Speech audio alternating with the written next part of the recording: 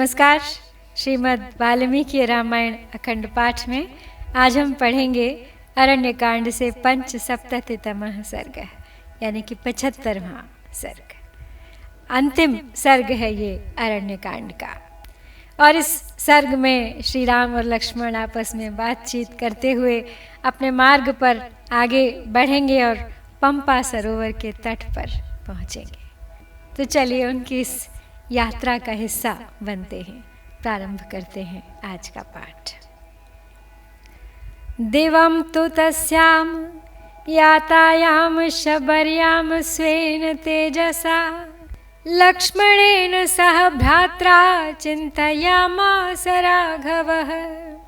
चिन्तयित्वा तु धर्मात्मा प्रभावं तं महात्मनां हितकारिणमेकाग्रं लक्ष्मणं राघवो ब्रवीत्। दृष्टो मया श्रमः सौम्य बहवाश्चर्यः कृतात्मनां विश्वस्तमृगशार्दूलो नानाविहगसेवितः। सप्तानां च समुद्राणां तेषां तीर्थेषु लक्ष्मण उपस्पृष्टं च विधिवत् पितरश्चापि तर्पिताः। प्रणष्टम् अशुभं यन्न कल्याणं समुपस्थितं तेन त्वेतत् प्रहृष्टं मे मनो लक्ष्मण संप्रति। तो अपने तेज से प्रकाशित होने वाली शबरी के दिव्य लोक में चले जाने पर भाई लक्ष्मण सहित धर्मात्मा श्री रघुनाथ जी ने उन महात्मा महर्षियों के प्रभाव का चिंतन किया। चिंतन करके अपने हित में संलग्न रहने वाले एकाग्र चित्त लक्ष्मण से श्री राम ने इस प्रकार कहा, हे सौम्य, मैंने उन पुण्यात्मा महर्षियों का यह पवित्र आश्रम देखा। यहाँ बहुत सी आश्चर्यजनक बातें हैं। हरिण और बाघ एक दूसरे पर विश्वास करते हैं। नाना प्रकार के पक्षी इस आश्रम का सेवन करते हैं। हे लक्ष्मण, यहाँ जो 7 समुद्रों के जल से भरे हुए तीर्थ हैं, उनमें हमने विधिपूर्वक स्नान तथा पितरों के तर्पण किए हैं। इससे हमारा सारा अशुभ नष्ट हो गया है और अब हमारे कल्याण का समय उपस्थित हुआ है। हे सुमित्रा कुमार, इससे इस समय मेरे मन में अधिक प्रसन्नता हो रही है। हृदये में नरव्याघ्र शुभमाविर्भविष्यति तदा गच्छ गमिष्यावः पंपां तां प्रियदर्शनाम्। ऋष्यमूको गिरिर्यत्र नातिदूरे प्रकाशते यस्मिन् वसति धर्मात्मा सुग्रीवो अंशुमतः सुतः। नित्यं वालिभयात् त्रस्तश्चतुर्भिः सह वानरैः अहं त्वरे च तं द्रष्टुं सुग्रीवं वानरर्षभम्। तदधीनं हि मे कार्यं सीताया परिमार्गणम् इति ब्रुवाणं तं वीरं सौमित्रेरिदम् अब्रवीत्। गच्छावस्त्वरितं तत्र ममापि त्वरते मनः आश्रमात् तु ततस्तस्मान् निष्क्रम्य स विशाम्पति। आजगाम ततः पंपां लक्ष्मणेन सह प्रभु समीक्षमाणः पुष्पाढ्यं सर्वतो विपुलद्रुमम्। आगे कहते हैं श्री राम लक्ष्मण से कि हे नरश्रेष्ठ, अब मेरे हृदय में कोई शुभ संकल्प उठने वाला है, इसलिए आओ अब हम दोनों परम सुंदर पंपा सरोवर के तट की ओर चलें। वहाँ से थोड़ी ही दूर पर वह ऋषिमुख पर्वत शोभा पाता है, जिस पर सूर्यपुत्र धर्मात्मा सुग्रीव निवास करते हैं।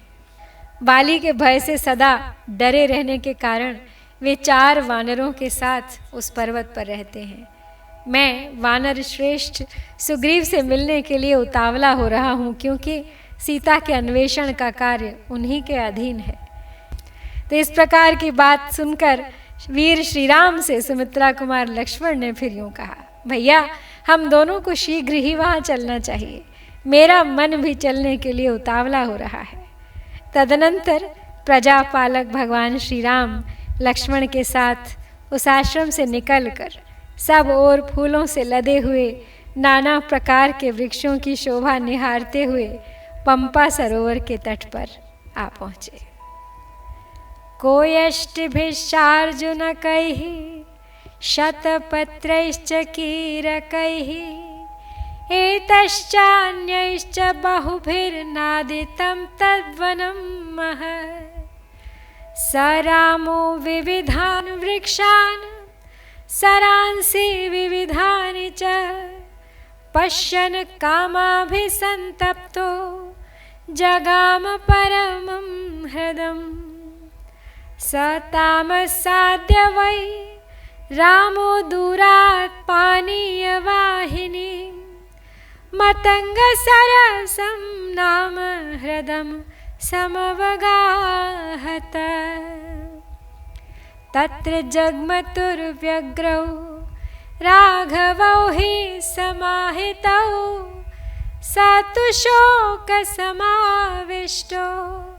रामो दशरथात्मजः।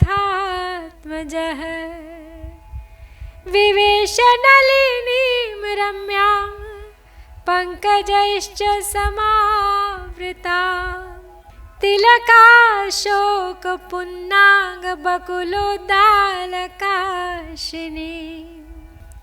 तो श्री राम और लक्ष्मण अब तरह तरह के वृक्षों की शोभा निहारते हुए उस वन में, उस पंपा सरोवर के तट पर आ गए। वह विशाल वन टिट्टिभों, मोरों, कठफोड़वों, तोतों तथा अन्य बहुत से पक्षियों के कलरवों से गूंज रहा था। श्री राम के मन में सीता जी से मिलने की तीव्र लालसा जाग उठी थी। इससे संतप्त हो वे नाना प्रकार के वृक्षों और भांति भांति के सरोवरों की शोभा देखते हुए उस उत्तम जलाशय के पास गए। पंपा नाम से प्रसिद्ध वह सरोवर पीने योग्य स्वच्छ जल बहाने वाला था। श्री राम दूर देश से चलकर उसके तट पर आए थे। आकर उन्होंने मतंग सरस नामक कुंड में सबसे पहले स्नान किया। वे दोनों रघुवंशी वीर वहाँ शांत और एकाग्रचित्त होकर पहुँचे थे। सीता के शोक से व्याकुल हुए दशरथ नंदन श्री राम ने उस रमणीय पुष्करिणी पंपा में प्रवेश किया, जो कमलों से व्याप्त थी, जिसके तट पर तिलक, अशोक, नागकेसर, बकुल तथा लिसोड़े के वृक्ष शोभा बढ़ा रहे थे। रम्योपवन संबाधाम पद्म संपीडितोदकाम स्फटिकोपमतोयाम ताम श्लक्ष्णवालुक संतताम मत्स्य कच्छप संबाधाम तीरस्थ द्रुम शोभिताम सखीभिर्व संयुक्ताम लताभिरनुवेष्टिताम किन्नरोर गंधर्व यक्ष राक्षस सेविताम नाना द्रुमलता कीर्णाम शीतवारिनिधिं शुभाम पद्मसौगन्धिकैस्त्रामां शुक्लां कुमुदमण्डलैः नीलां कुवलयोद्घाटैर्बहुवर्णां कुथामिव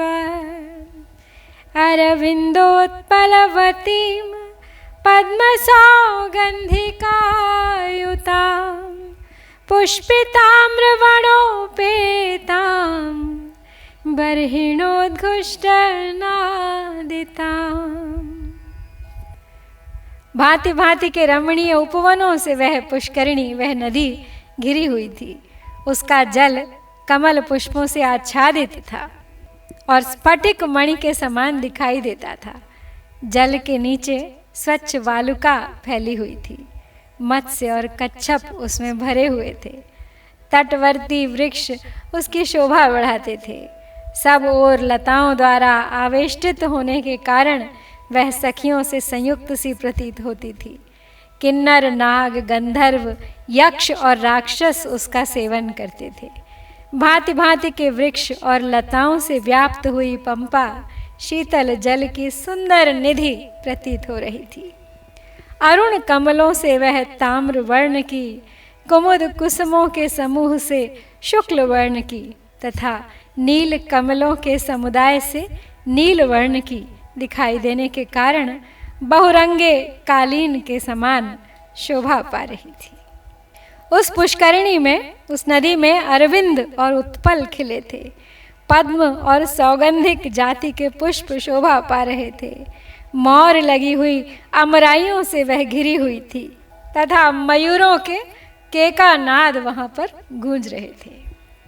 सतां दृष्ट्वा ततः पंपाम रामः सौमित्रिणा सह विललाप च तेजस्वी रामो दशरथात्मजः तिलकैर्बीजपूरैश्च वटैः शुक्लद्रुमैस्तथा पुष्पितैः करवीरैश्च पुन्नागैश्च सुपुष्पितैः मालतीकुन्दगुल्मैश्च भण्डीरैर्निचुलैस्तथा अशोकैः सप्तपर्णैश्च कतकैरतिमुक्तकैः अन्यैश्च विविधैर्वृक्षैः प्रमदामिव शोभिताम् अस्यास्तीरे तु पूर्वोक्तः पर्वतो धातुमण्डितः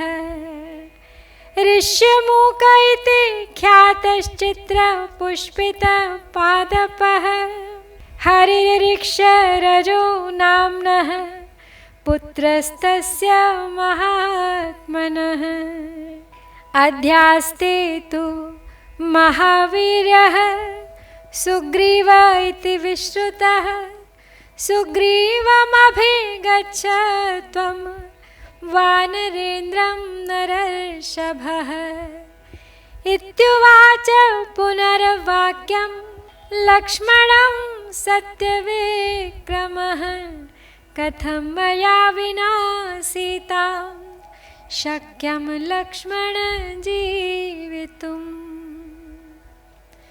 तो सुमित्रा कुमार लक्ष्मण सहित श्री राम ने जब उस मनोहर पंपा को देखा तब उनके हृदय में सीता की वियोग व्यथा उद्दीप्त हो उठी।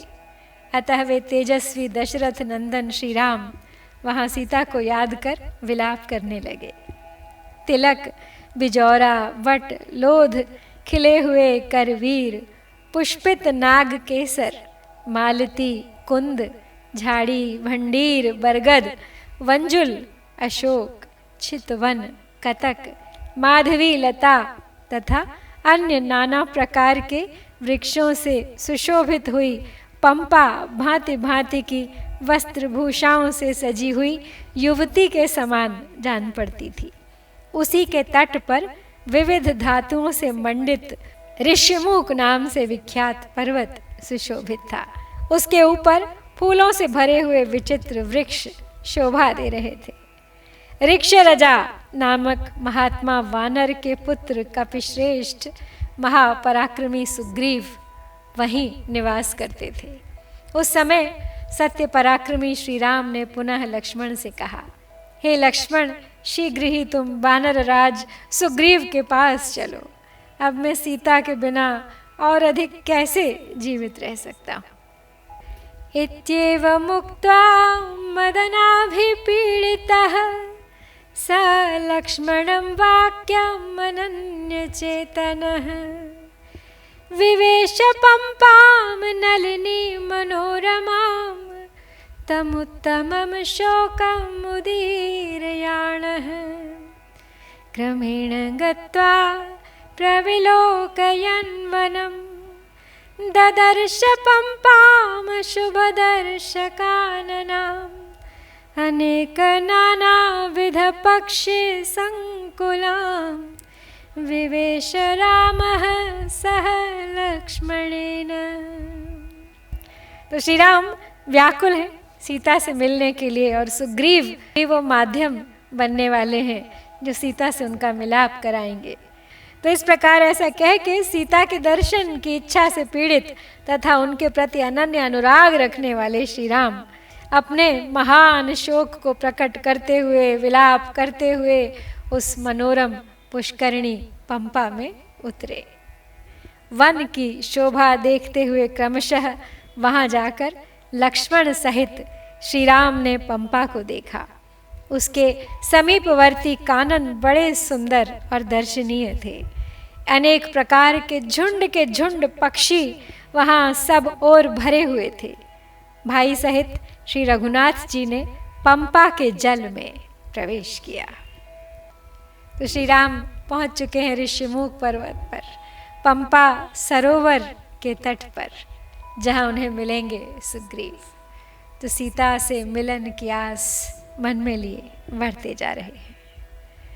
तो इस प्रकार श्री वाल्मीकि निर्मित आर्ष रामायण आदि काव्य के अरण्य कांड में यहाँ हम ये 75वां सर्ग पूरा करते हैं। इत्यार्षे श्रीमद् रामायणे वाल्मीकिये आदि काव्ये अरण्य कांडे पंचसप्ततितमः सर्ग है। तो अरण्य कांड यहाँ पर आज हम संपूर्ण करके अब बढ़ेंगे आगे किष्किंधा कांड की ओर। ओम श्री सीतारामचंद्राभ्याम नमः।